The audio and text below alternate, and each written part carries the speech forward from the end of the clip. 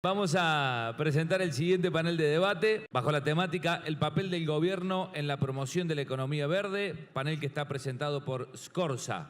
Este panel que me toca presentar lo hago yo también desde una compañía que tiene un desarrollo muy importante acá en Córdoba, que es el Distrito de las Artes, que en 23 hectáreas se va a construir un ecodistrito, una mini ciudad dentro de esta gran ciudad, la cual la mitad de la superficie va a ser dedicada a usos mixtos. Se va a regenerar el agua de lluvia con especies autóctonas, pero es un nuevo concepto que está en todo el mundo, pero es la primera vez que se utiliza realmente acá en la Argentina. Otra de las empresas que pertenecen al grupo Corporación América, es una muy conocida que es Aeropuertos Argentina 2000.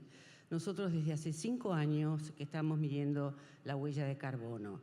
Y dentro de los 53 aeropuertos que la compañía administra y regentea, controla en el mundo, el aeropuerto de Galápagos, el aeropuerto de Baltra, que fue inaugurado en el año 2013, es el primer aeropuerto en la historia global que tiene certificación LEED y es absolutamente verde. Bueno, presentado esto, ahora yo iría a la primera pregunta, que se la quiero hacer a Bruce Belliveau. Bruce maneja una compañía boutique que asesora en todo lo que sea temas de cómo invertir y cómo desarrollar la infraestructura verde. ¿Cómo ves, Bruce, la inversión y la promoción de la inversión para la economía verde?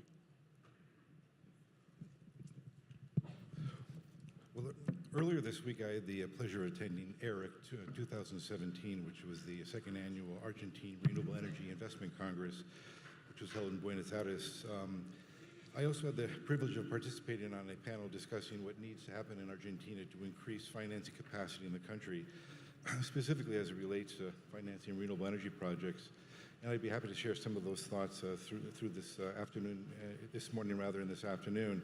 Our discussion today more specifically relates to government's role in promoting a green economy. And for some background and context, For some background and context, the electricity sector in Argentina, it constitutes the third largest power market in Latin America.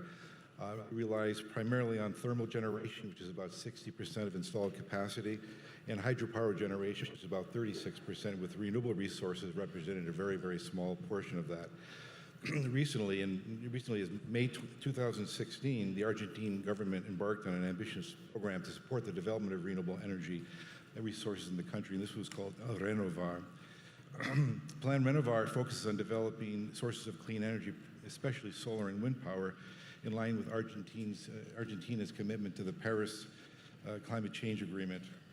These two technologies are blessed in Argentina with abundant resources, largely in Patagonia in the south for wind power and the western and northwestern provinces of Argentina for solar irradiation. President Macri, when he commented on the establishment of this program, said, "We must be committed to reducing carbon emissions, and Argentina has a lot to contribute and produce in terms of renewable energies. Our country has enormous potential. We are among the leading countries able to generate solar and wind power." The objectives of Plan Renovar are to really move forward its use of renewable energy in its overall energy matrix mix. Its original objectives were to do 8% by 2020, and now that is 25% by 2025, with 8% the target being for the end of next year. First of all, I'd like to congratulate the Macri government in really establishing this program, which is very ambitious indeed, and based on the early returns, it has catalyzed significant activity and investment in the market. There is still work to be done, especially as it relates to capacity building in the financial markets, but both domestically and globally, there is tremendous interest that's already been exhibited here. So this is really a great platform and is an example of government policy that's really established to promote the adoption of renewable energy technologies in Argentina today? Thank you, Bruce. Juan Pablo Bonilla ha estado del lado de la inversión y la financiación de la economía durante 20 años. Has trabajado en el BID, como estás ahora, en el Banco Mundial, en el Gobierno de Colombia. Has sido viceministro de Medio Ambiente y ministro de Vivienda en Colombia. Y a mí me interesaría preguntarte cómo ves el trabajo que están teniendo los gobiernos para buscar inversión en economía verde desde la transversalidad. ¿Qué es eso? Gracias, Carolina. Y antes de responder, veo mucha gente joven. Me gustaría, levanten la mano aquí quienes son politólogos. Bueno, ¿quiénes trabajan en el sector privado? Perfecto. Bueno, hay que juntar estas dos comunidades. Si uno quiere sostenibilidad en el largo plazo de Green Finance, los politólogos tienen que hablar con el sector privado porque esto definitivamente es una agenda de largo plazo. ¿Por qué empiezo con esto? Para todos los que están aquí presentes, que son bastante jóvenes, en el año 92, que se da la Cumbre de la Tierra en Río, hay dos grandes convenciones, la de cambio climático y la de biodiversidad. Y en ese momento todo el mundo identificaba estos dos temas, Carolina, como temas ambientales, de los ministros de Medio Ambiente y del sector ambiental. Yo lo primero que quería rescatar desde el punto de vista de evolución institucional, hoy en día, ustedes saben, en el 2015 se aprobaron las nuevas metas de desarrollo sostenible hacia el 2030, son 17 indicadores, y ustedes ven ya la sostenibilidad como algo transversal en esos 17 indicadores. Ustedes ven que el objetivo número 11 habla de ciudades sostenibles, hay un objetivo que habla de infraestructura sostenible, otro de cambio climático, hay otro relacionado con toda la parte de océanos, de biodiversidad. Inclusive hay uno que mucha gente se pregunta qué es, que habla de partnerships. Por eso pregunté quiénes eran politólogos, quién era el sector privado. Da una señal muy fuerte de la importancia de las alianzas público-privadas, académicas, tercer sector, en lo que es la agenda de desarrollo y la sostenibilidad hacia el 2030. Entonces, hoy en día, hablar de Green Finance, hablar de cambio climático, hablar de sostenibilidad, es una agenda totalmente transversal. Y lo que se nos viene es pensar de manera transversal. Y es algo a lo que no hemos estado acostumbrados, ni los gobiernos, ni las entidades multilaterales desde que nos creamos. Todos estamos divididos en silos. Está el Ministerio de Energía, el de Transporte, el de Agua, el de Medio Ambiente, que pensaban que era el que tenía que manejar todos estos temas, el de Hacienda, el de Planificación. Nuestras entidades pasa lo mismo. Lo principal que se tiene que dar desde el punto de vista de reforma, de política pública, es empezar a pensar en soluciones integrales transversales. ¿Qué me refiero con eso? En el banco hicimos una reforma hace año y medio para pensar el nuevo Departamento de Sostenibilidad. Entonces a mí la gente muchas veces me pregunta, Carolina, ¿y tú estás a cargo de qué? ¿De los temas ambientales? Les digo no. El BID creó un nuevo Departamento de Sostenibilidad con tres grandes áreas. Una es el área de desarrollo urbano y sostenibilidad en ciudades, donde mi interacción en el día a día es con los alcaldes, con los gobernadores, de cómo ayudar a que las ciudades sean más inclusivas y sostenibles hacia el futuro. La segunda área es el área rural, sostenibilidad rural. Está la parte agrícola, la parte forestal, manejo de cuencas, desastres naturales, turismo.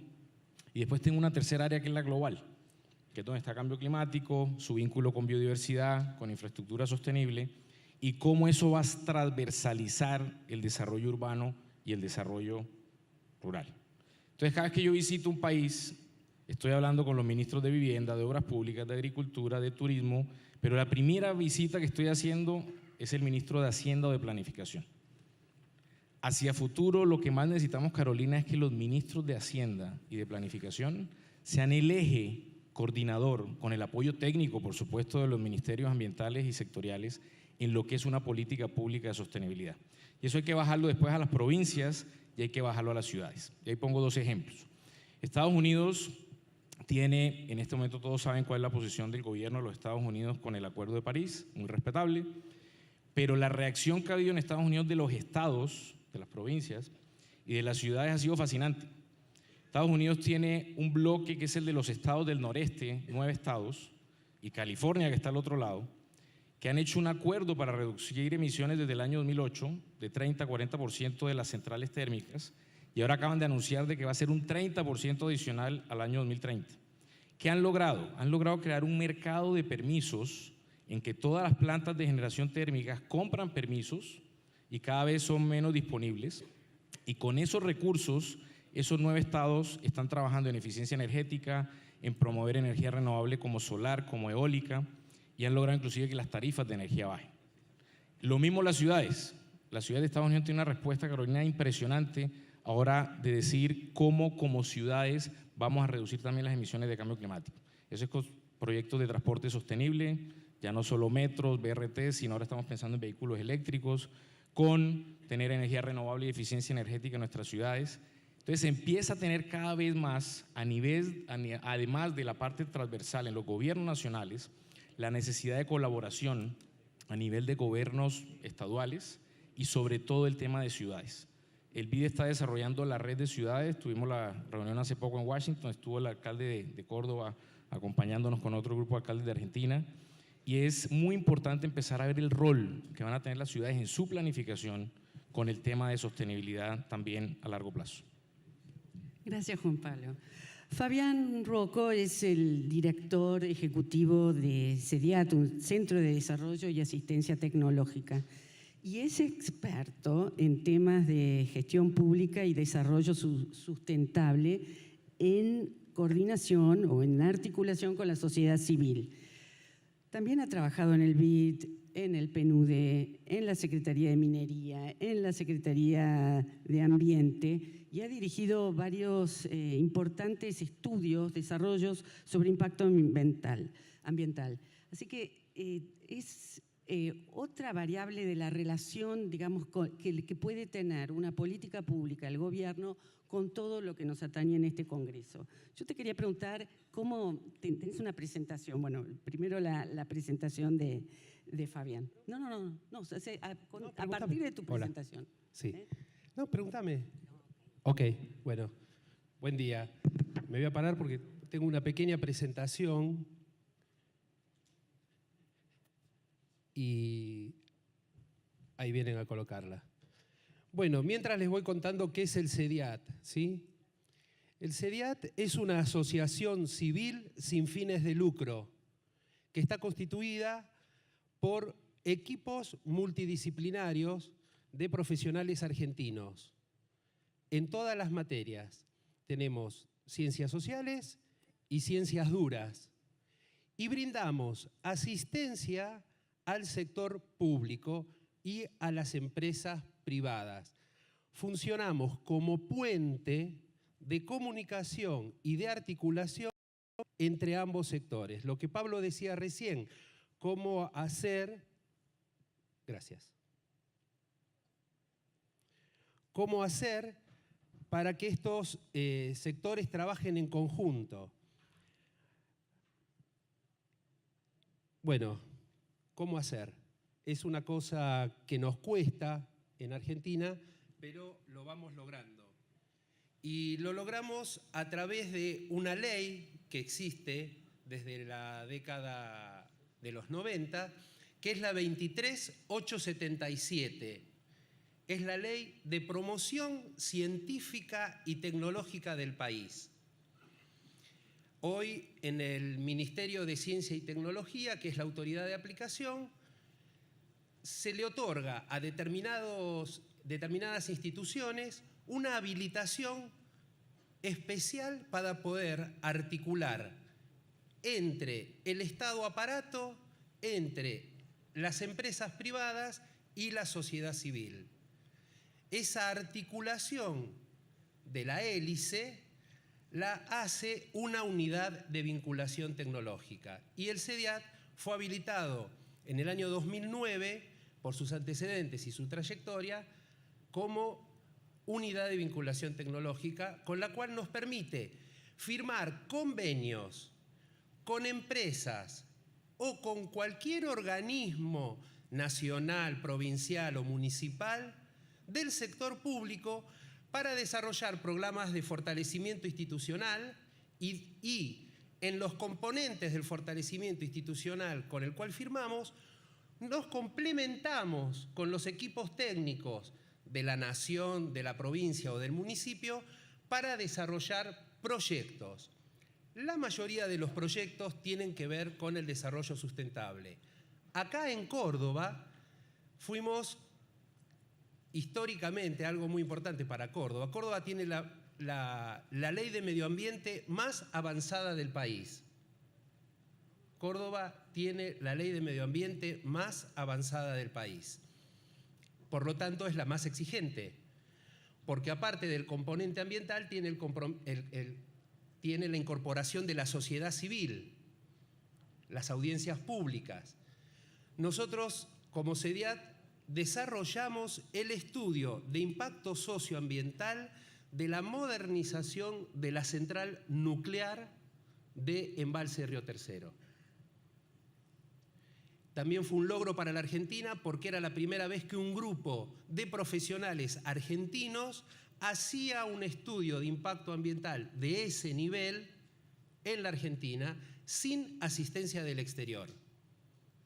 Trabajamos con la Universidad de Córdoba, la Universidad de Buenos Aires, la Universidad de La Plata, el ITBA, distintas instituciones con las cuales pudimos articular con el Estado provincial, con la CONEA y con Nucleoeléctrica Sociedad Anónima.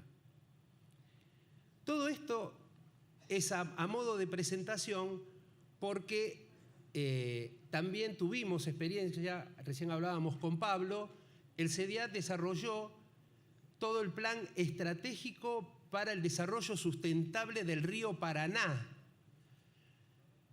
Ustedes oyeron hablar que hace 2 años se está escuchando la promoción de la ley de humedales en la Argentina. Todavía la tenemos parada en el Congreso. Bueno, nosotros la impulsamos porque tenemos una visión de uso racional de los recursos y desarrollamos junto con la gente del BID el programa del Delta sustentable y productivo.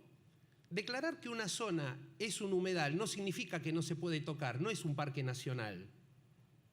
Es un humedal que puede ser productivo, pero hay que hacerlo bajo determinados estándares, indicadores y siempre con la participación ciudadana. Con esta visión, nosotros podemos decir sin ninguna duda lo que sería el panel de hoy. ¿Salió?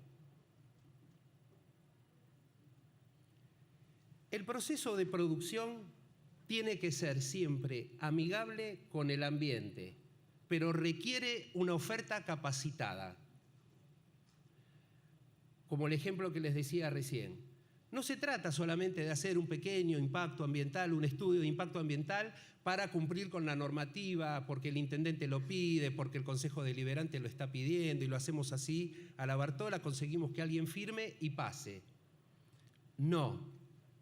Nosotros nos oponemos a ese tipo de prácticas, porque eso no garantiza transparencia, garantiza mediocridad y tarde o temprano, si esa empresa contamina en ese lugar, la sociedad civil se va a ver afectada.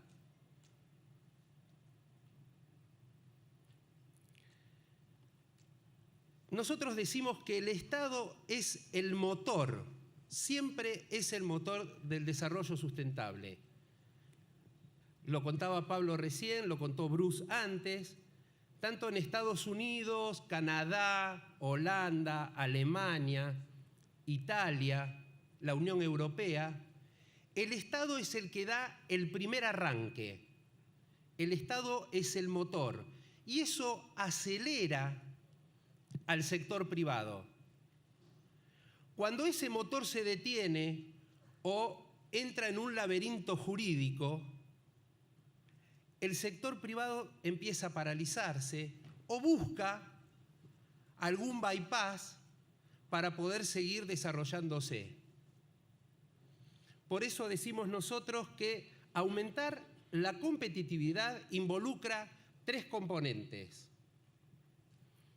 El Estado como market maker, es decir, facilita que las empresas y los centros de gestión se unen entre sí para resolver demandas de innovación que exige la economía verde. Siempre tenemos un ejemplo que es muy sencillo. En la década de los 90 yo recuerdo, y creo que algunos también podrán recordar por aquí, que los teléfonos celulares venían en valija, era una valija. Después se transformó en un ladrillo que uno llevaba. Bueno, ahora estamos acá tenemos una computadora en la mano. Recuerdo que asistí a una conferencia de Bill Gates en los 80, en donde él nos estaba presentando la televisión computacional. O sea, ni Bill Gates ni su gente pensaban en los 80 en dónde iba a terminar Internet. No estaba tan desarrollada. Ellos pensaban que era la televisión la que iba a generar todo eso. Y al final es al revés. La tecnología telefónica generó la televisión instantánea. Bueno, ok. Más rápido. Con las tecnologías renovables pasa lo mismo. Una vez que el Estado enciende y abre las puertas, las tecnologías empiezan a empujar. El gobierno debe contribuir a que las barreras de financiamiento, riesgo y vinculación con otros actores generadores de innovación se reduzcan. El Estado debe generar incentivos, y de hecho que Argentina los tiene. En el Ministerio de Ciencia y Tecnología está el FONTAR, un fondo de más de 1.500 millones de pesos por año para todos los que tengan iniciativas. Para grandes empresas estamos trabajando en la bioeconomía. En este momento, mientras yo estoy acá, una consultora del CEDIAT está en Italia dando una conferencia porque estamos inaugurando como Argentina la primera unidad de vinculación tecnológica internacional en Italia para atraer inversiones para el desarrollo de la bioeconomía. Esto lo estamos haciendo gracias también al Ministerio de Ciencia y Tecnología. El ejemplo más simple, bueno, lo hablaron ayer sobre el tema de la energía eólica, pero para no aburrir, y tengo que cortar, vamos a pasar directamente a ver qué es el clúster, cómo está funcionando. Por ejemplo, en este momento San Juan cuenta con un parque de energía solar en Cañada Honda. Santa Fe, en la localidad de Armstrong, experimenta con un nuevo parque solar también. Todas iniciativas motorizadas por el Estado a través del Renovar. El Ministerio de Energía y Minería está dando mucho impulso, porque Argentina debe diversificar su matriz energética. Misiones ya entró en operaciones el primer proyecto de biomasa forestal, con el acerrín, con lo que sobraba. Y en Córdoba, ayer, las autoridades de PEC lanzaron un llamado a interesados en ejecución de proyectos de generación renovable. Y lo más fuerte y que cambia el paradigma de la generación y distribución de la electricidad en la Argentina es la nueva ley de energías renovables. Y la capacidad que ahora vamos a tener cualquier persona, cualquier argentino, en ser prosumidores. Podemos generar energía en nuestras casas a través de tecnologías de innovación renovable y vender el sobrante al sistema. Bueno, muchas gracias.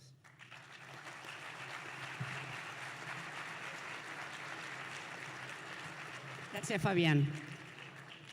Juan Pablo, vos que tenés una mirada de pájaro, de águila, sobre todo lo que está ocurriendo en la región, ya que Fabián se refirió específicamente a Argentina, ¿cómo estás viendo el resto de los países en los que el BID actúa como vehículo de financiamiento? Bueno, claro que sí. hay algo muy importante que mencionó Fabián y es el liderazgo público para después poder promover las inversiones privadas. Y en cada uno de los países donde uno ve que esto está funcionando, básicamente se han dado cambios de leyes, como la que mencionaste, pero también ha habido un liderazgo muy fuerte, yo diría que ya a nivel de presidente y de los ministros, como decía, de Hacienda, de los bancos centrales para avanzar en esto. Si ustedes ven la región, México, yo diría fue el primer país de América Latina que se disparó con estos temas. Tuvo un super champion, un líder que todos reconocemos que es el presidente Calderón. Felipe venía de ser ministro de Energía, llega a ser presidente, dijo que quería tener más de 2.500 megavatios eólicos en el área de Oaxaca. La gente se reía en ese momento.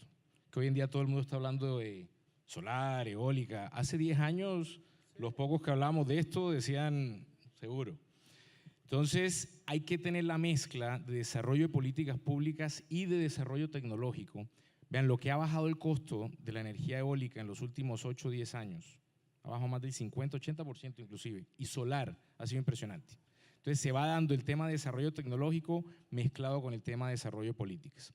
El presidente Calderón hace una, igual que lo mencionaste ahorita, la EFPRE en su momento fue de las primeras leyes que cambia totalmente todo lo que era el sistema energético mexicano y permitió temas tan sencillos como que la Comisión Reguladora de Energía de México empezara a incluir externalidades positivas y negativas al comparar los costos de energía. La mayoría de nuestros países tienen subsidios muy fuertes a las energías no renovables convencionales, pero nunca contabilizan en el costo lo que los economistas llaman externalidades negativas. Temas de contaminación global, con CO2, por ejemplo, cambio climático, o temas de contaminación local. El dar una señal de que una comisión reguladora, que es la que va a regular los precios, empieza a incluir en sus cálculos todas estas externalidades, fue un avance supremamente importante. Se disparó el tema en México y después vino todo el tema de financiación, que eso lo voy a hablar en el próximo panel, pero es un muy buen ejemplo. Vean, Uruguay, vecino de ustedes, el cambio que ha hecho Uruguay en la matriz en los últimos 5 o 6 años ha sido impresionante. Nosotros como Vida ayudamos a hacer toda la reforma del sector y después llegó el sector privado, tienen ya energía eólica, energía solar.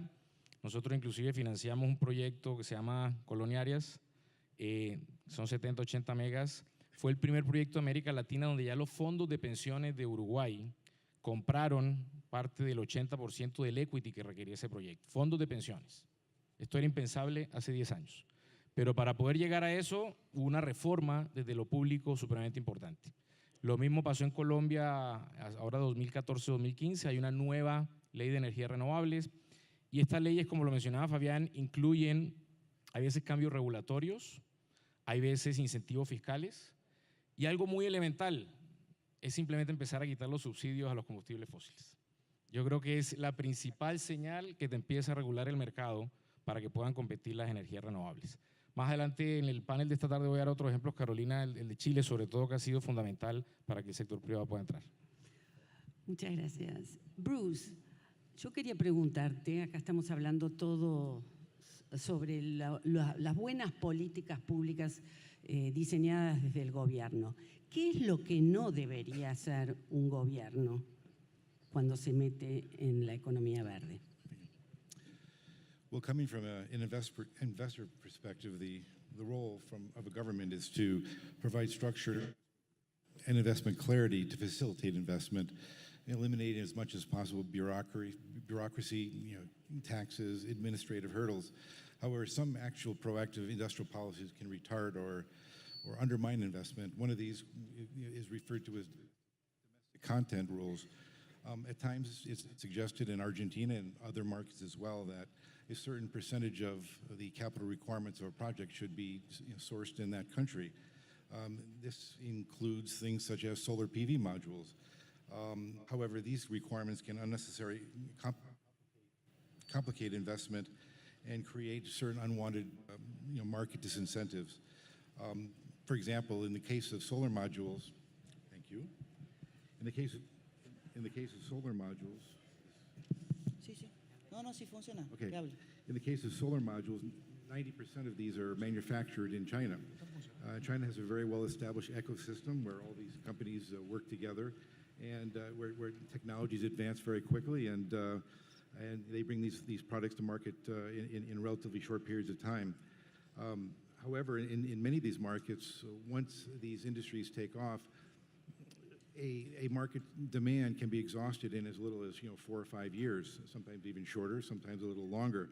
Investing in a technology that has a relatively short market life cycle and where technological obsolescence occurs quickly doesn't make sense. However, there are aspects of the value chain that do make sense for countries, and in the case of Argentina, this could be something in the case of module racking, which requires steel or trackers. These have less technological obsolescence concerns and take advantage of certain comparative advantages of the country.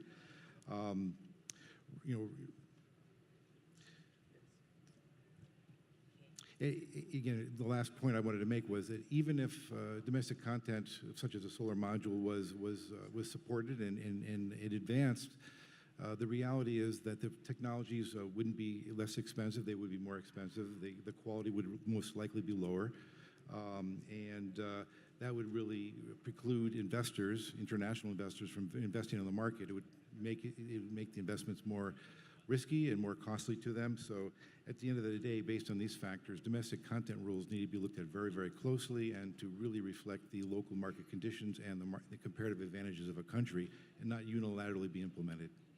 So. Tengo dos preguntas para Juan Pablo. Una que viene de Ezequiel González, que pregunta cómo puede medirse de Guillermina Cuevas, ¿cómo puede medirse el impacto de una política pública que es integral cuando convergen varios actores? ¿Quién se hace cargo de las fallas? Y ya que Bruce se estaba refiriendo a China, también yo te adjunto una pregunta, ¿qué está haciendo China hoy en la economía verde, dado que le han dejado un espacio para tomar un liderazgo? Muy buenas las dos preguntas. La primera, aclaro que no soy ingeniero civil, me casé con una gran politóloga, entonces le estoy aprendiendo cada vez más de política pública. Es excelente la pregunta de cómo empezar a medir políticas transversales. Y algo que estamos haciendo nosotros es empezar a apoyar desde el BID el desarrollo de institucionalidad transversal para poder ejecutar este tipo de políticas. Inclusive pongo el ejemplo del banco para empezar, porque la pregunta que hace es tan buena que nosotros mismos la tenemos dentro del banco. El departamento nuestro no es un departamento sectorial, entonces no es como la división de educación o de salud o de energía del banco que mide el impacto de lo que están haciendo en un sector correspondiente. A nosotros nos toca liderar, por ejemplo, el plan de acción de cambio climático del BID hacia el año 2020, que tenemos una meta de que el 30% de financiación de todo el banco tiene que ir para temas vinculados con cambio climático. ¿Cómo empezamos a medir eso? Estamos generando indicadores por sectores, pero la unidad central de medida de cómo va a ir todo el banco, la parte pública y privada, es la división de cambio climático dentro del Departamento de Sostenibilidad. Si tú llevas eso después al tema ciudades, dentro de la división urbana estamos estableciendo lo que estamos llamando el City Lab, para empezar a ver cómo las ciudades van a empezar a medir políticas de sostenibilidad en ciudades. No sé cuántos de ustedes son familiares con la palabra NDC en inglés, que son los National Determined Contributions, son las contribuciones determinadas que presentó cada país en la COP21 de París. O sea, son los compromisos que cada país presentó. Primera vez que pasaba eso a nivel mundial, fue el gran éxito de París.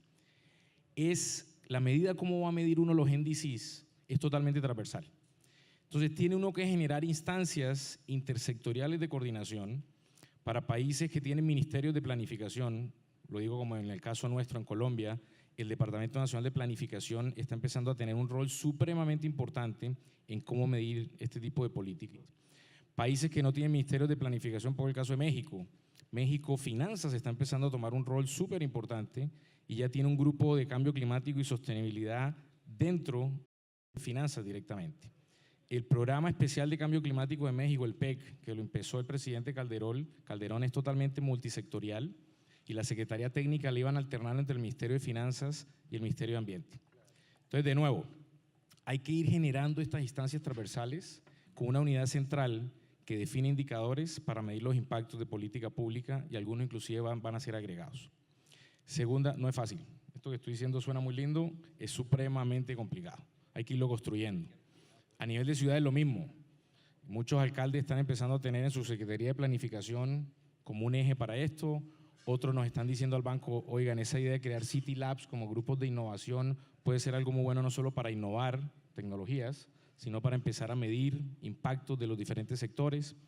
México, en el DF, en la capital, es la primera ciudad de América Latina que crea un City Lab, que le reporta directamente al alcalde Macera en este momento, y es un grupo, todos son millennials, es un grupo de 20 jóvenes innovando en diferentes áreas de política pública y midiendo cómo incide eso en los diferentes sectores.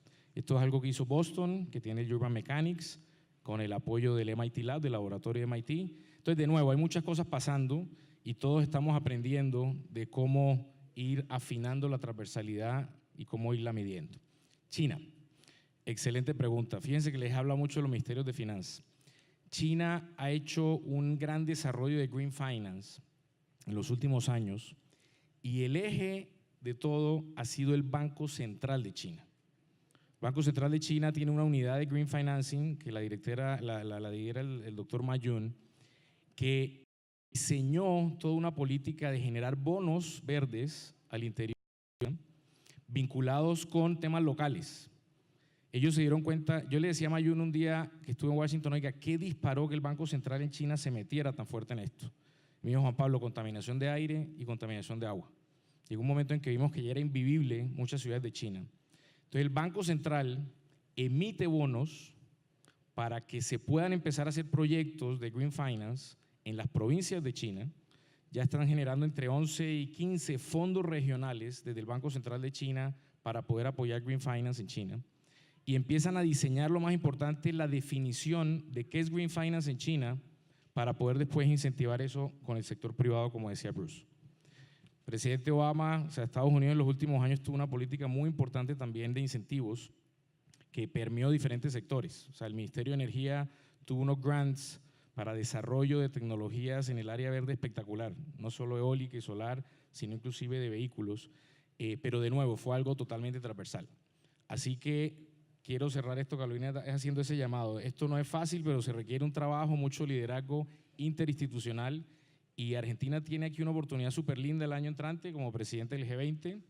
China fue presidente del G20, fue cuando se dispara esto desde el Banco Central de China, después le pasa la batuta a Alemania, ahora Argentina tiene el rol de seguir vinculando en el desarrollo de infraestructura y productividad ese gran vínculo con la sostenibilidad. Gracias. Ahora tengo dos preguntas del público para Fabián.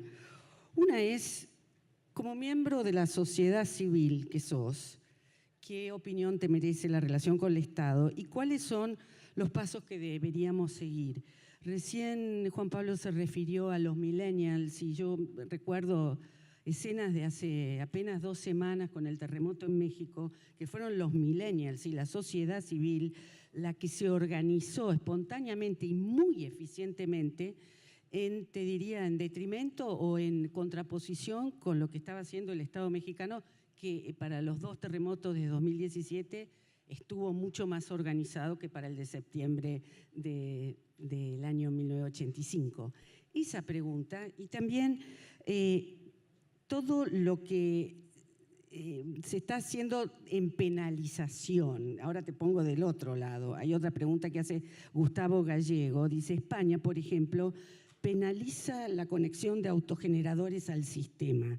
¿Cuánto puede la penalización ordenar la concientización o lo proactivo dentro de la economía verde? Vamos por partes.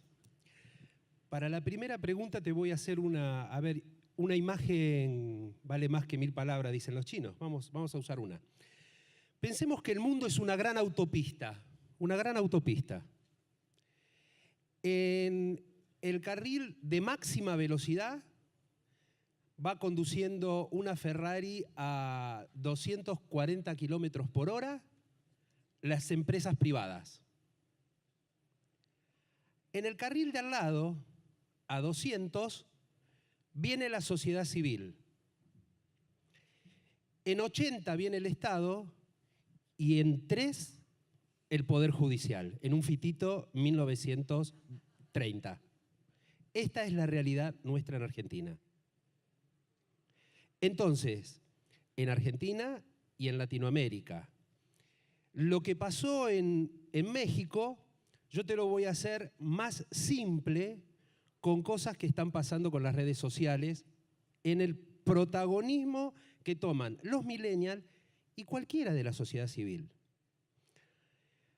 Como les decía, Argentina tiene que diversificar su matriz energética, porque como decía Pablo, quemar combustibles fósiles es quemar el futuro. Si seguimos basando nuestra economía en combustibles fósiles, estamos quemando el futuro de la humanidad. Y la nuestra, la de nuestros hijos, nietos y los hijos de nuestros hijos.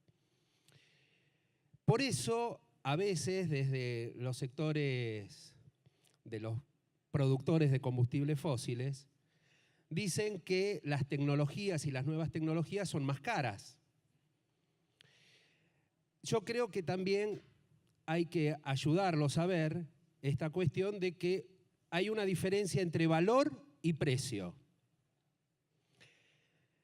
El precio de pinchar la tierra y sacar petróleo o sacar gas es mucho más barato, el precio es más barato, o quemar carbón, es más barato que mandar a alguien a la universidad que se reciba de ingeniero, que sea tecnólogo, que llegue a ver qué hacemos con los vientos locales, a medir los vientos, qué hacemos con el sol, qué hacemos con el descubrimiento del átomo, con la energía nuclear, con las hidroeléctricas.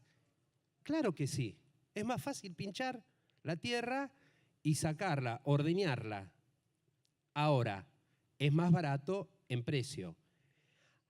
Pero si nos estamos quedando sin oxígeno, si se nos derriten los polos y nos vamos a quedar sin agua, ¿sí? El valor de la vida humana no tiene precio. Entonces, el valor de un pueblo, por ejemplo, nos damos cuenta que en Argentina la agricultura, la frontera agrícola fue arrasando con los bosques nativos. Perfecto. Consecuencia, inundaciones. Tenemos la pampa húmeda abajo del agua. No alcanza solamente con la obra de infraestructura de la cuenca del Salado. Eso lo había dicho el informe Halcrow en la década de los 90. ¿Venimos atrasados? Sí, pero con eso no lo solucionamos. Tenemos que sentar a la pata de agricultura, a la pata ambiental, a la pata de infraestructura en una mesa y con la sociedad civil, pero decíamos antes, con oferta capacitada, no cualquiera se puede sentar a dialogar. Los millennials avanzan, pero no son solo los millennials. En Río Negro, el gobierno quiso imponer la construcción de una central nuclear, la quinta central nuclear con China, de los chinos. Se olvidó de algo, se olvidaron de dos cosas fundamentales. La primera, en recordarle al resto del país que la provincia de Río Negro es la pionera en el desarrollo nuclear argentino, porque empezó ahí. Tenemos el INVAP, tenemos el Instituto Balseiro y tenemos el Centro Atómico Bariloche. Y segundo, no hubo participación ciudadana. Por las redes, la sociedad se encargó de quitarle el voto electoral al actual gobernador en las PASO que tuvimos hace poco. Y, a mi entender, una medida desmedida por parte de querer ganar votos, se prohibió por ley el desarrollo de la energía nuclear en Río Negro. Así que si hay alguna provincia que quiere llevarse el Instituto Balseiro o llevarse a toda esa capacidad instalada, se la puede llevar. Digamos, la participación ciudadana en este momento, aparte de estar garantizada por la Constitución, acontece sola, acontece, es inmanejable, pero se organiza. Gracias. Ya tenemos que cerrar. Ahora lo que les pediría a cada uno de los tres en 140 caracteres, como si fuera un tweet, ¿qué es lo que proponen para ya elevar el conocimiento y la concientización de lo que ustedes están haciendo, que es justamente el tema de todo este congreso? Me parece, Fabián. 140 caracteres. Sí. Multiplicar este tipo de encuentros. Bruce. Well, I would actually, piggybacking on your previous comments on the price of thermal We are and running out of time. in so- oil, it would be to internalize actually recognize the actual costs of these other resources and have those be reflected in the price and carbon taxes and things of that nature. Thank you. ¿Y Juan Pablo? Yo haría un llamado a la juventud, a, como lo dijiste, utilizar las redes sociales para empezar a educar a la sociedad como un todo. Yo creo que la palabra aquí de educación es fundamental. Muchas gracias. Aplauso para el panel.